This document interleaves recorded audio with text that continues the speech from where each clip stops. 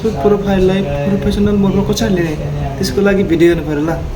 सबैभन्दा हामीले फेसबुकमा अर्निङ गर्नको लागि सबैभन्दा हामीले फेसबुक अन गर्ने। फेसबुक अन गरिसकेपछि प्रोफाइलमा जाने। प्रोफाइल गइसकेपछि यताको 3 नम्बर 3 धर्को बागमा जाने हैन। त्यो धर्को तलको साथै गएपछि टर्न अन प्रोफेसनल मोड त्यसलाई चाहिँ प्रोफेसनल मोडमा लिनुपर्छ क्या हैन। प्रोफेसनल मोड भन्ने लिनुपर्छ। त्यसमा यस्तो देखायो टर्न अन गर्नु पर्यो हैन। टर्न अन गर्नु पर्यो। एकछिन टाइम लिन्छ। नेट ठुलो भएर हैन। नेक्स्ट गर्नु पर्यो फेरि।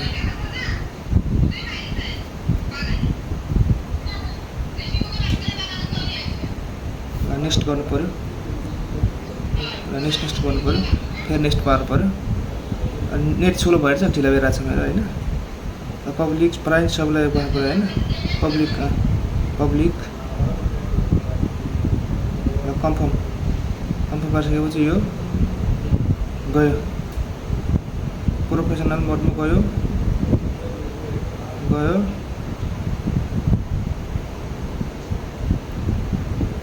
नाम देखायो हैन। ल गो टु प्रोफेसनल ड्यासबोर्डमा गयो। अब यति गयो।